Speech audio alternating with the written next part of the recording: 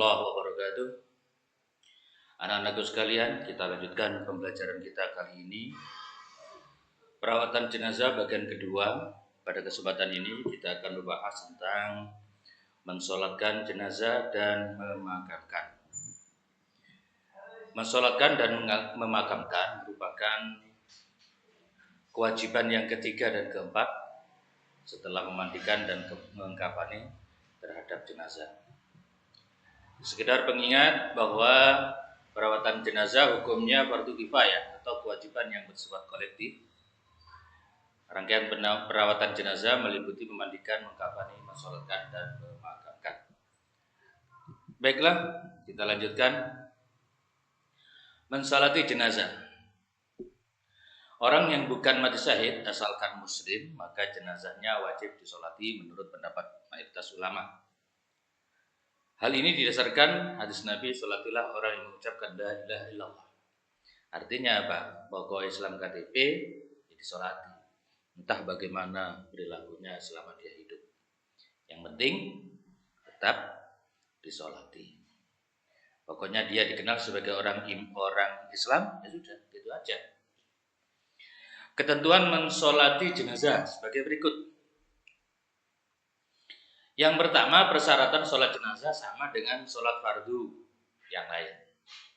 Misalkan masalah syarat wajibnya, syarat wajibnya, syarat rukunnya, kemudian hal-hal yang membatalkan,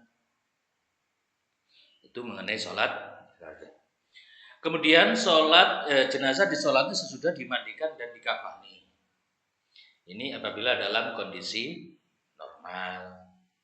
Kalau misalkan tidak normal, misalkan kena bencana kayak di Aceh dulu, kan pernah itu ada yang mati ribuan, langsung dimakamkan saja tanpa dikafani, bagaimana? Yaitu darurat. Ya. Yang ketiga, jenazah diposisikan melintang di depan orang yang sholat. Ini bagi sholat yang khudur atau bukan sholat ghaib. Yang keempat, mengenai posisi kepala dan kaki jenazah atau membujurnya terdapat perbedaan. Di masyarakat, jenazah laki-laki maupun perempuan kepalanya di sebelah utara dan kaki di sebelah selatan. Itu yang umum begitu. Tetapi menurut mazhab Syafi'i bahwa kaki jenazah laki-laki membujur di sebelah kanan orang yang mensolati. Berarti kepalanya di mana? Kalau di Indonesia kepalanya di selatan. Sedangkan kaki jenazah perempuan membujur di sebelah kiri yang mensolati. Berarti kepala berada di sebelah utara. Itu bagi jenazah perempuan. Kemudian posisi kepala dari imam atau orang yang sholat sendirian, ini posisinya lurus dengan kepala bila jenazah laki-laki. Sedangkan bila jenazah perempuan, maka posisi imam atau posisi orang yang sholat sendirian itu berada di pinggang, lurus dengan pinggang jenazah perempuan. Oke. Posisi makmum dalam jumlah banyak sebaiknya berbaris secara berdekatan antara shaf. Jadi sahnya itu ya. Lebih baik memanjang ke belakang. Jadi shafnya lebih baik memanjang ke belakang, tidak apa? Tidak menyempurnakan barisan, tapi apa? Memanjang ke belakang. Minimal 3 shaf. Setiap shaf 2 orang. Jadi kalau misalkan yang sholat jenazah itu 7 sama imam, maka berarti ya 2 gitu. Ini bedanya Pak, pengaturan shaf dalam sholat jenazah dengan sholat jamaah yang lain. Nabi bersabda, tidaklah seorang mukmin meninggal dunia kalau disolati oleh 3 shaf kaum muslim kecuali dipastikan ia diampuni dosanya. Amin Allahumma amin. Bagaimana hukumnya wanita muslimah untuk mensolati jenazah? Hukumnya boleh. Tetapi apakah keberadaan mereka ini menggugurkan fardu kifayah? ini masih terjadi perbedaan pendapat di kalangan ulama. Artinya nek wedok sing merawati mulai memandikan, mengkafani, menyolati sampai memakamkan, itu perempuan semua bagaimana? Itu masih terjadi perbedaan pendapat di kalangan ulama terkait masalah gugur tidaknya kewajiban bagi yang lain. Jika jenazah terdiri dari laki-laki perempuan, jadi misalnya jenazahnya ada 2 barengan, maka jenazah laki-laki diletakkan di sebelah barat. Di sebelah barat dari jenazah perempuan. Jadi jejernya seperti itu. Yang dekat dengan imam itu berarti jenazah yang perempuan. Orang mati syahid tidak usah dimandikan dan disolati, melainkan hanya dikafani dengan pakaian dipakai sewaktu bertempur. Maksudnya sebenarnya di situ kan bukan dikafani, ya sudah pakaian yang ada itu dimakamkan dengan pakaian yang ada itu. Sedangkan mengenai orang Islam yang mati karena bunuh diri, para ulama beda pendapat. Sebagian ada yang memperbolehkan mensolati dan sebagian tidak. Ulama yang menyatakan tidak boleh ini bahwa Rasulullah berdasarkan hadis Nabi bahwa kanjeng Nabi enggan mensolati jenazah laki-laki yang bunuh diri. Na'udzubillah min dzalik. Sekarang bagaimana dengan bayi yang lahir prematur? Ini sama yang kemarin kita membahas mulai memandikan, mengkafani, ya, bayi prematur. Mensolati juga begitu. Perlu saya ingat lagi bahwa bayi prematur itu adalah bayi yang lahirnya belum genap atau belum ada tanda-tanda kehidup. Berarti kurang dari usia 6 bulan kehamilan. Jika bayi itu dalam keadaan tidak ada tanda-tanda hidup seperti bergerak, bersuara, berjenut urang nadinya atau tanda-tanda lainnya, maka ketentuannya jika sudah berwujud manusia maka wajib dimandikan, dikafani tanpa disolati. Jadi misalnya lahir 6 bulan ya, tapi begitu lahir sudah dalam keadaan wafat, meninggal, ya sudah langsung dimandikan, dikafani tanpa disolati. Jika belum berwujud manusia, sebaliknya begitu dia lahir ada nangis sebentar terus dia mati, maka itu ya disolati, gitu ya. Jika belum berwujud manusia, tidak satu pun yang wajib dilakukan terhadap bayi kecuali hanya sunat dibungkus dengan sepotong kain dan dikubur, itu sudah minimal. Bagi bayi yang lahir setelah sampai pada batas minimal masa kelahiran kemudian mati, maka tidak dikategorikan sebagai as-siqtu, sehingga hukumnya sama dengan manusia biasa pada umumnya. Apa ya? Dimandikan, dikafani, disolati dan dimakamkan sebagaimana layaknya jenazah muslim. Sekarang bagaimana terkait dengan waktu penyelenggaraan sholat jenazah? Waktu penyelenggaraan sholat jenazah yang baik adalah sesegera mungkin. Yang kedua, tidak mengenal istilahnya waktu yang diharamkan. Misalkan habis sholat asar, habis subuh, tidak apa-apa. Kenapa? Karena sholat jenazah itu satu hukumnya wajib kifayah. Yang kedua, termasuk sholat yang mempunyai sebab. Beberapa waktu yang kita itu sebenarnya tidak boleh melaksanakan sholat, antara lain adalah habis subuh, habis sholat subuh, ya. Kemudian pas matahari terbit sampai setinggi tombak. Kemudian habis sholat asar. Kemudian pada waktu matahari pas di atas kita, ya. Kemudian pas matahari bayangan dengan bendanya itu sama. Jadi 5 waktu itu yang diharamkan sholat. Tapi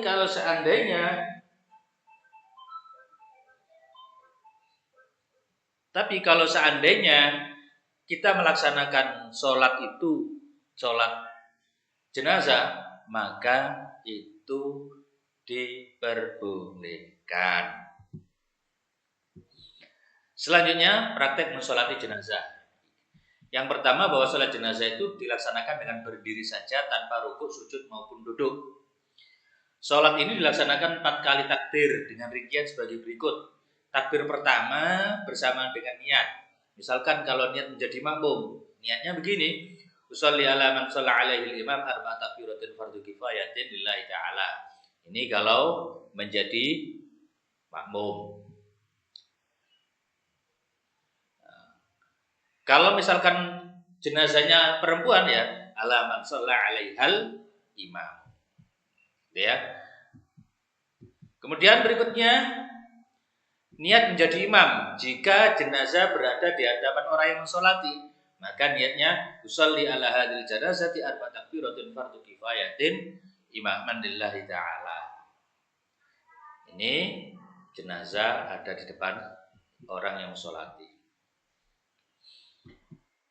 Kemudian kalau menjadi imam tapi jenazahnya tidak berada di depan orang yang mensolati atau sholatul ghaib, niatnya usolli ala janazati titik-titik.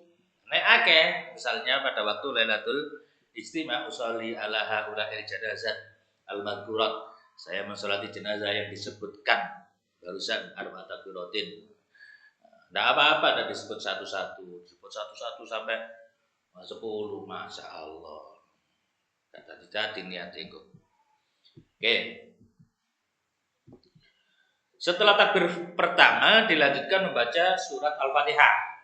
Ya. Jadi takbir Allahu Akbar terus baca Fatihah. Takbir kedua membaca sholawat ala Nabi sekurang-kurangnya Allahumma shalli ala sayyidina Muhammad wa ala ali sayyidina Muhammad. Selengkapnya ya sama dengan sholawat pada waktu kita baca di tahiyat. Allahumma sholli ala sayyidina Muhammad wa ala ali sayyidina Muhammad kama shallaita ala sayyidina Ibrahim wa ala ali sayyidina Ibrahim sampai terakhir. Wa barik ala sayyidina Muhammad wa ala ali sayyidina Muhammad wa barik ala sayyidina Ibrahim wa ala ali sayyidina Ibrahim fil alamin innaka Hamidum Majid. Itu yang lengkap. Kemudian takbir ketiga lalu baca Allahumma ighfir lahu warhamhu wa'afihi wa'fu anhu. Itu apa? Kalau jenazah laki-laki 1, jenazah perempuan Allahumma ighfir laha warhamha wa'afiha wa'fu anha. Jenazah 2 orang, baik laki-laki dua-duanya atau salah satunya laki-laki atau dua-duanya perempuan, Allahumma ighfir lahuma warhamhuma wa'afihima wa'fu anhuma. Kalau laki-laki banyak, Allahumma ighfir lahum warhamhum wa'afihim wa'fu anhum. Kalau ada laki-laki ada perempuan banyak, ya apa? Ya wis ikut Allahumma ighfir lahum warhamhum wa'afihim wa'fu anhum. Itu ya. Itu yang minimal. Yang komplitnya Allahumma ighfir lahu warhamhu wa'afihi wa'fu anhu wa qim nuzulahu wa wasi' madkhalahu wa wasil bima'i wa tarji wa bardi wa naqihi min khataaya kama yunaqqas sabul abyad min ad-danas wa abdil huda khairan min dari wa alal khairan min ahli wa qifil qabri adzaban nar. Itu yang komplit. Ya are SMK mesti kudu iso ya. Lah kalau jenazah anak-anak setelah takbir ketiga ini bacanya beda. Anak-anak yang dimasukkan di sini adalah anak yang belum balik. Bacanya Allahumma ja'alhu, itu pakai hu bila laki-laki. Faradhan li abawaihi, Allahumma ja'alhu faradhan li abawaihi wa salafan wa dhukhran wa idatan wa i'tibaran wa syafi'an wa taqil bihi mawazinahuma wa afrid sabra ala qulubihima wa la taftinhuma ba'dahu wa la tahrimhuma ajrahu. Ini lebih mendoakan bahwa supaya si anak tadi faradhon menjadi apa? Pendahulu bagi orang tuanya. Wasalafan wa dhukhran wa idatan wa i'tibaran wa syafi'an. Menjadi apa? Tabungan, wa idatan menjadi nasihat, wa i'tibaran juga nasihat wa syafi'an menjadi penolong. Wa taqil bihi mawazinahuma dan beratkanlah timbangan kedua orang tuanya lantaran mayit ini. Wa afri sabra ala qulubihima, dan ya Allah berikanlah kesabaran kepada hati keduanya.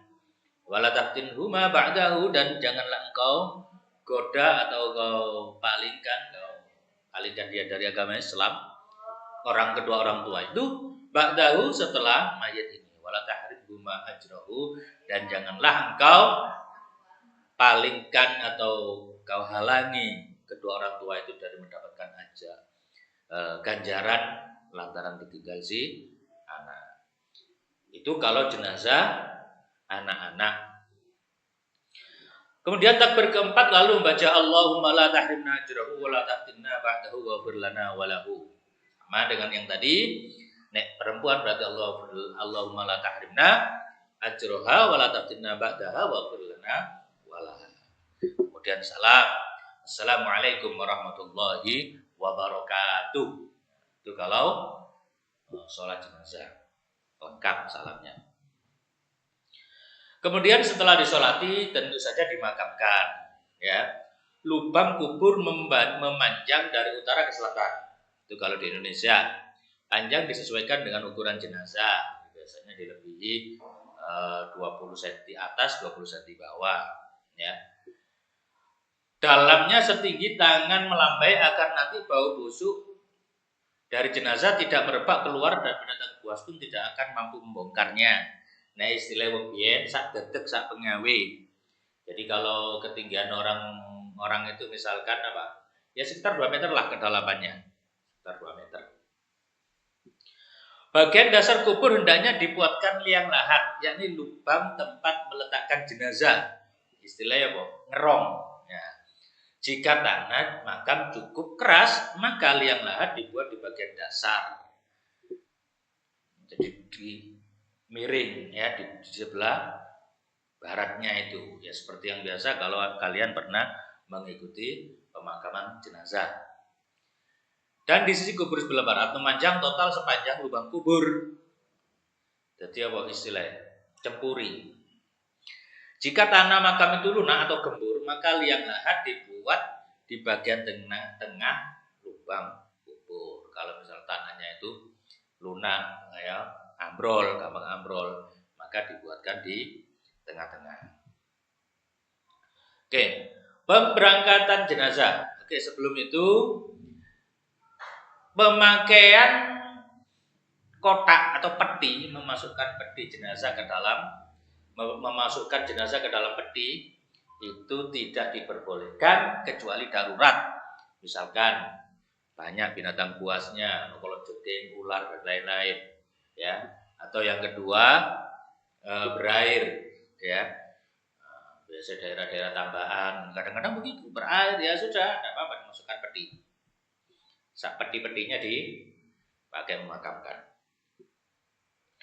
Pemberangkatan jenazah ke makam, sunnah menyegerakan pemakamannya berdasarkan hadis, segeralah jenazah itu dikubur. Jika ia orang soleh, niscaya kebajikanlah yang kamu percepat kepadanya. Dan jika ia tidak soleh, maka kejelekanlah yang kamu hindarkan dari pundak-pundakmu. Hadis riwayat Bukhari dan Muslim. Nah, ini juga tradisi yang ada di sekitar kita.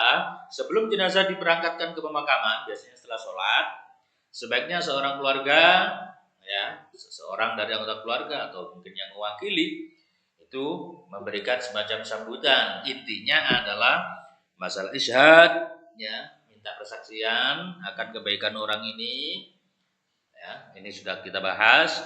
Kemudian memintakan maaf kepada seluruh hadirin. Mestinya tolong juga sampaikan kepada kerabat-kerabat Anda yang tidak hadir di tempat ini untuk memaafkan jenazah. Kalau seandainya punya hak adami yang bersifat irdon wa malan, kehormatan maupun harta benda, tolong dihalalkan, kan begitu. Kalau seandainya utang piutang dan itu ada buktinya, monggo diurus pada ahli waris. Kalau tidak ada buktinya, monggo sebaiknya dihalalkan dan itu akan menjadi jariah Anda. Kan gitu ya, sedekah sirri. Jadi itu yang juga perlu untuk disampaikan. Ketika jenazah diberangkatkan ke pemakaman, yang bertakziah sunnah mengantar ke tempat makam. Mereka hendaknya khusyuk tawaduk mengingat-ingat kehidupan yang dialami oleh jenazah dalam kubur. Dan biasanya membaca la ilaha illallah. Itu begitu. Dan kalau bisa apa? Mengikuti mulai dari sholat sampai memakamkan jenazah, katakan Nabi, maka orang itu mendapatkan pahala 2 kirot, 1 kirotnya seperti gunung Uhud. Ikut yang berikutnya, ikut mengantarkan jenazah ke makam hukumnya sunnah bagi laki-laki dan makruh bagi kaum wanita. Ya. Jadi kemudian jenazah dimasukkan.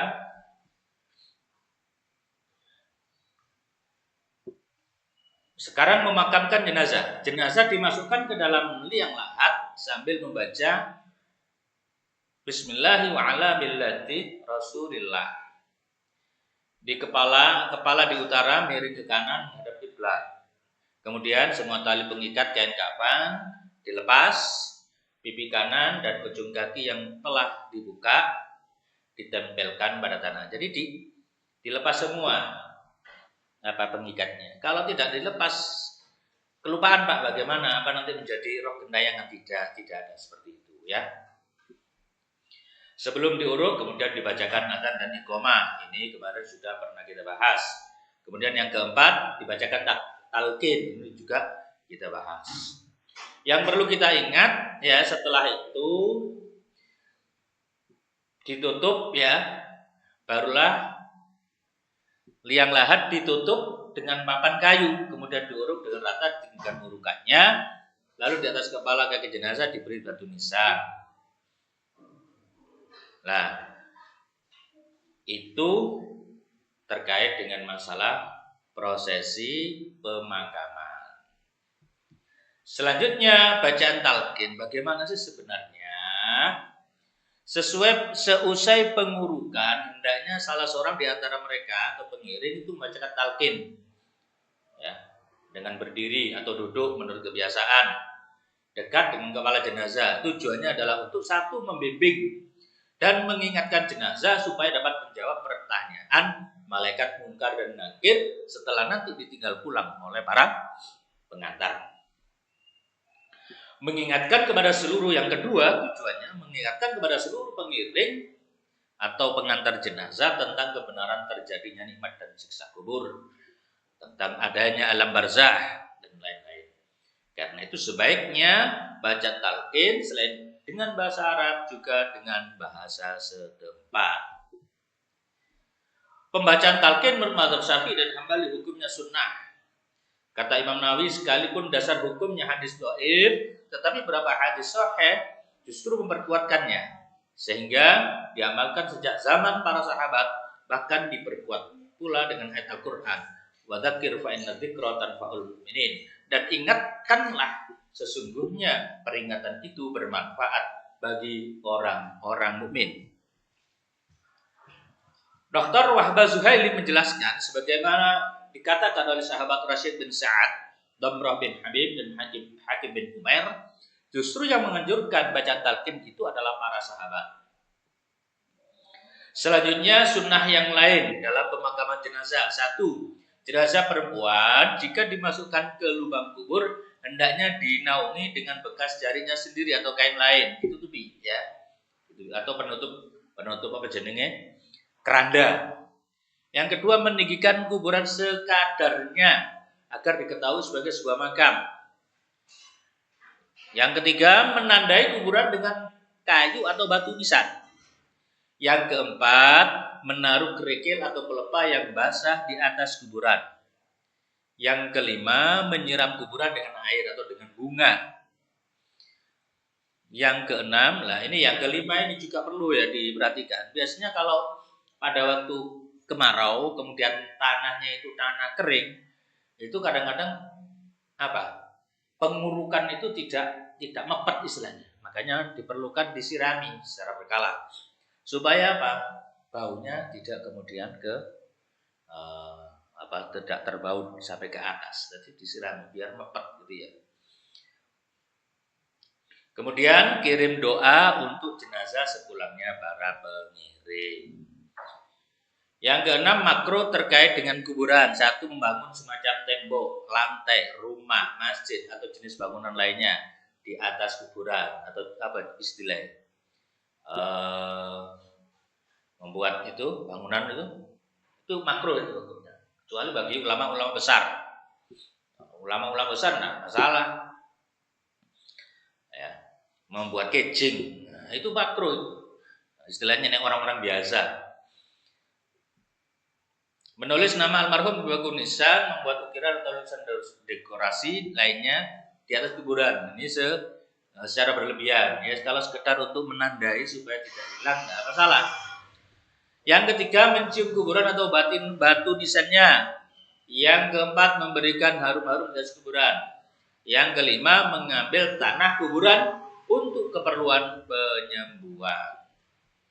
Demikian yang bisa saya sampaikan, mudah-mudahan bermanfaat. Aku qouli hadza wa astaghfirullah li wa lakum. Wassalamualaikum warahmatullahi wabarakatuh.